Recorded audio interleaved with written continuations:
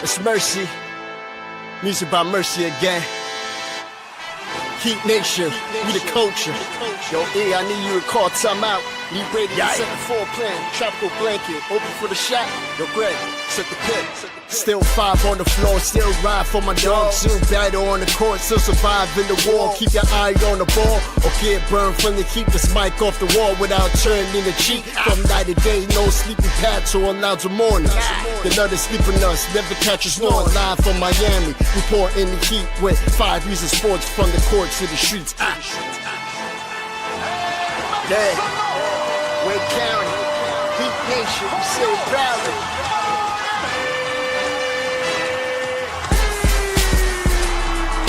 Welcome to 5 on the Floor, a daily insider show on the Miami Heat and the NBA, featuring Ethan Skolnick, Greg Sylvander, Alex Toledo, Brady Hawk, and others from the 5 Reasons Sports Network. Also, make sure to subscribe to Off the Floor for the most heat anywhere.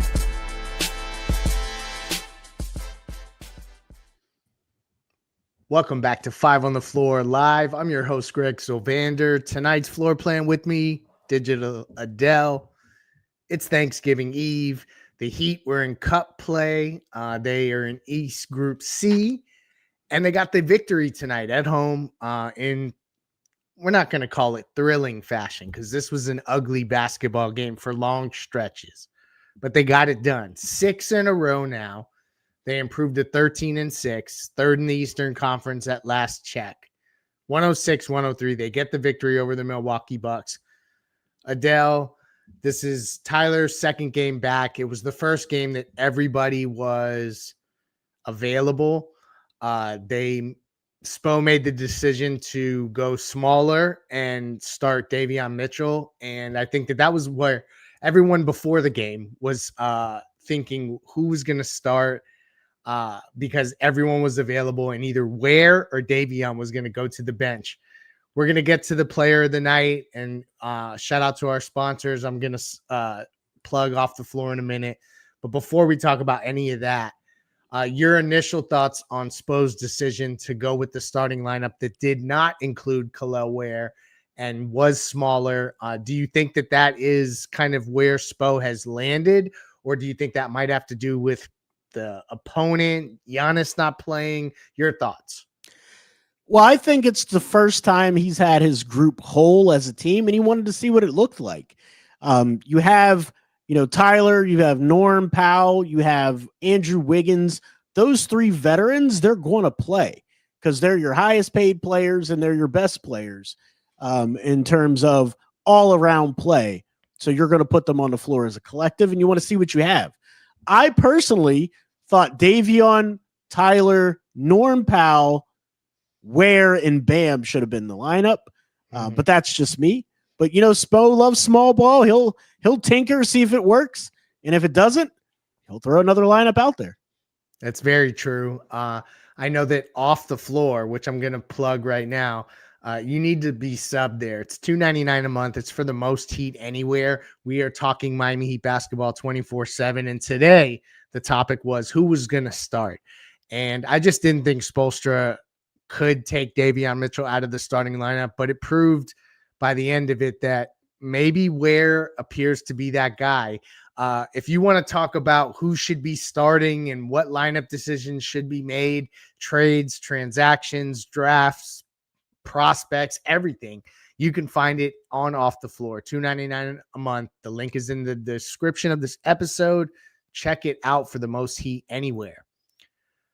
Yeah, I think that Spo conceptualizes Norman Powell, Tyler Herro, and Andrew Wiggins as must-start players, and that's what's presenting a challenge right now, because if he considers Wiggins a must-start vet, like that's just the position that he's in the league, and that's the cachet that I think Spoelstra has kind of attached to Wiggins, then it makes it challenging because either Davion or Ware has to sit. Tonight, Ware didn't start the game, still played well. We're going to talk a little bit more about him later.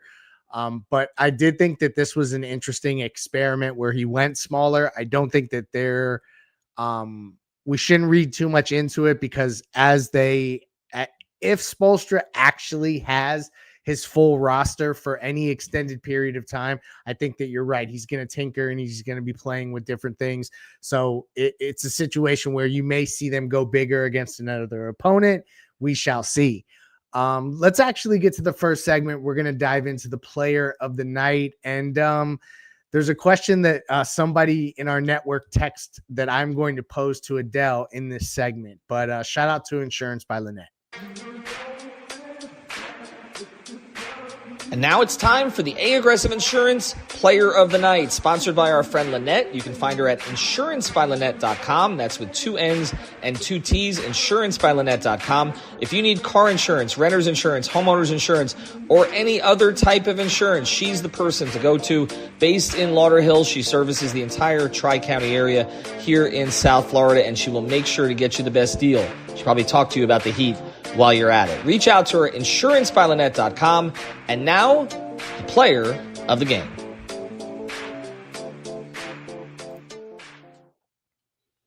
So I don't think we need to necessarily debate it much. 29 points, 9 of 15 from the field, 32 minutes, led the team in scoring, 7 assists, 5 rebounds. Tyler Herro is back. He led the team tonight, and Brian Fonseca, shout out to you. He texted just before the show started and said, what is this where so far it seems like when Tyler's playing well, no one else is playing well? And I think it's early to ask that question. I think everyone's still getting integrated into playing with each other. But, you know, Fonseca's trying to get ahead of the narrative immediately. Adel, your thoughts on Herro's night? He is the player of the night. He played great. Made really big shots down the stretch. We're going to highlight a couple plays that he made that were dynamic and kind of close the book on Milwaukee down the stretch.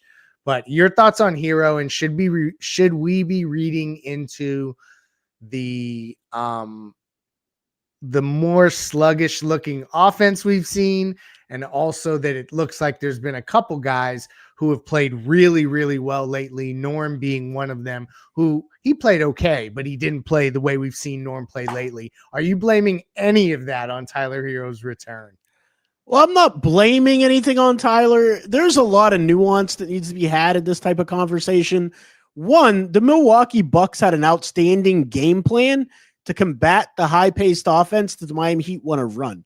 For example, there were no Buck players above the three-point line beside the guy who was guarding the ball. And he was only a half a foot above the three-point line. So they were really packing the paint, trying to limit the space that the Miami Heat are trying to create and limit the angles and the paint touches that the Miami Heat get. And you could see that all night. The Heat were trying to adjust to that. Tyler was super efficient. He shot 60% from the field, 60% from three, hit every single free throw he took, and had 7 assists. He played outstanding. I just think he plays a little bit of a different style than I think the rest of the group, where he's going to dribble first. That's Tyler's, modus operandi. Instinct, yeah. That's just how he operates, man. Gets the ball and he dribbles, right? The other thing about Tyler, he's not a great ISO player. He needs a screen typically, and when he gets in the lane, he's looking to do the Euro step floater. This offense is get the ball, make a quick decision, shoot, drive. If you drive and see 2, you pass. And that's not really Tyler's game, because he feels he can score over top of people with that floater, which he does show and he has.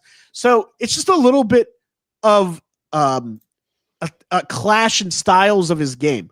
But also, Norm Powell isn't his typical self. I'm not trying to speak for Norm, but he just didn't look right all game.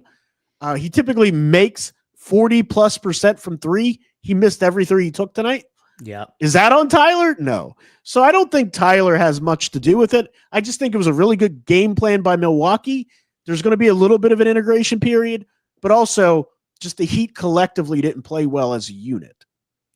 It's an astute observation from you that Tyler is a dribble first guy. It doesn't mean that he can't play well off the ball, and we've seen him improve as a catch and shoot guy.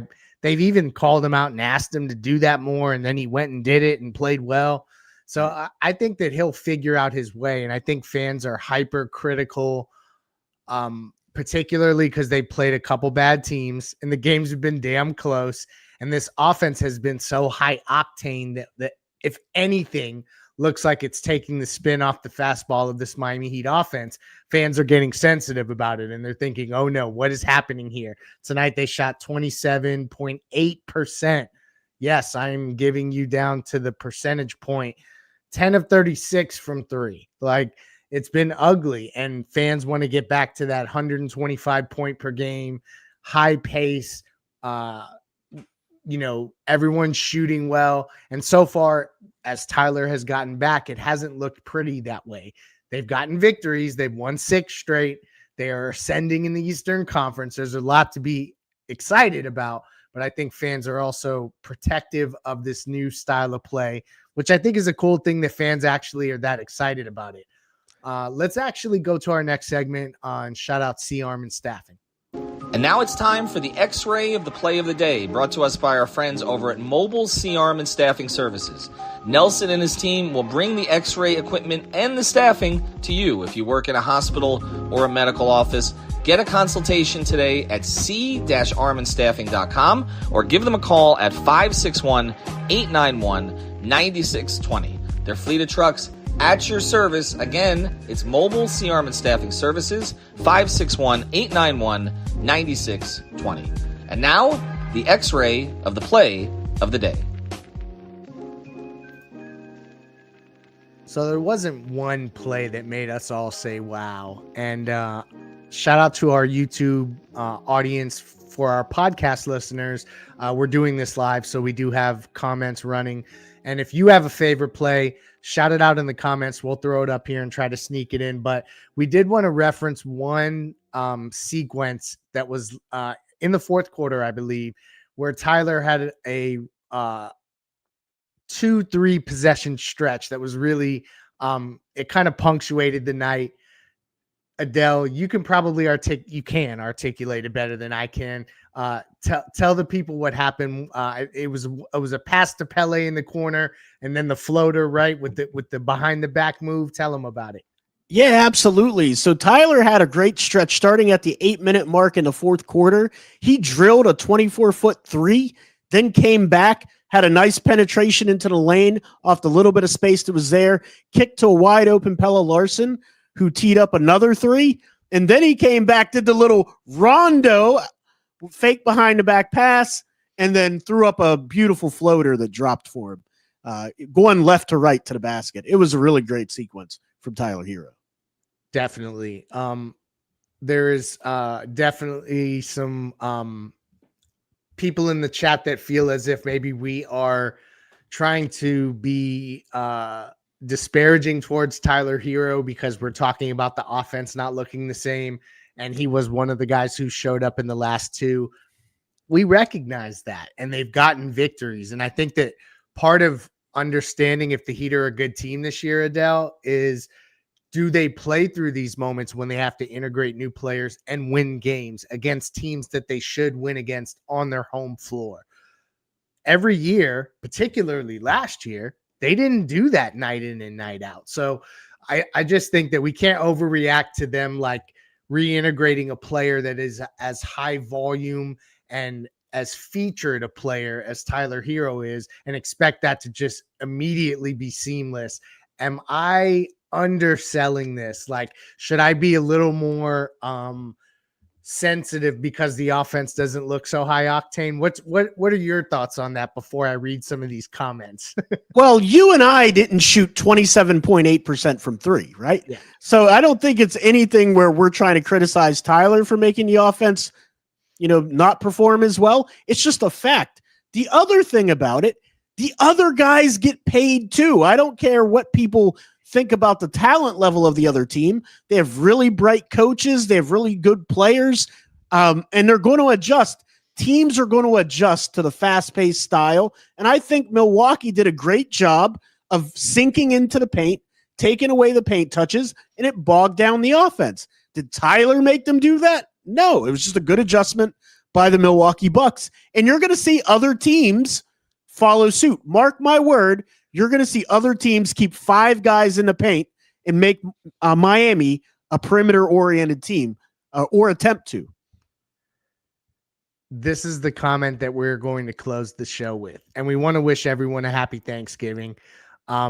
This comes in from Big D8919. Trade Tyler Herro, please. These last 2 games have been a horrible brand of basketball. We should have blown these 2 teams out. We have reached that level of pre-Thanksgiving. Somebody needs their turkey really, really bad. Overreactions. The Heat get 2 wins. They win one tonight against Milwaukee. That helps them in this cup. We'll see how that works out. Before we close the show, I'm sneaking in the corny stuff here. Adel, give us one thing you're grateful on Thanksgiving Eve. One thing you're grateful for. Well, just want to say when it comes to the holidays in general, Thanksgiving, whatever you celebrate, you never know what someone else is going through. So just be kind to one another and be respectful, because you never know what people are going to go through. I'm thankful for the community of basketball fans that we've built here at 5 Reasons Sports, the staff that we've built at 5 Reasons Sports, the ability to just talk about the game that I've loved since I was 8 years old. I'm really thankful for the community that we've built here at 5 Reasons Sports.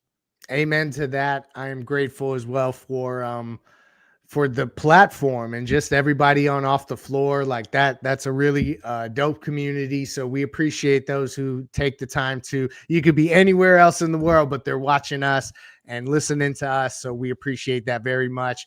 And Tyler Herro will continue to play well. I think that this team is going to continue to play well. And I'm grateful that the basketball, despite the fact it hasn't looked as pretty, they've got the job done the last 2 games. They get the victory tonight, 106-103. Shout out to our sponsors. Happy Thanksgiving to our viewers and our listeners. We will have you covered. The Heat play over the weekend. Detroit's up next. That's a big one. We will have you covered for that game as well. Shout out to Adel. Peace out.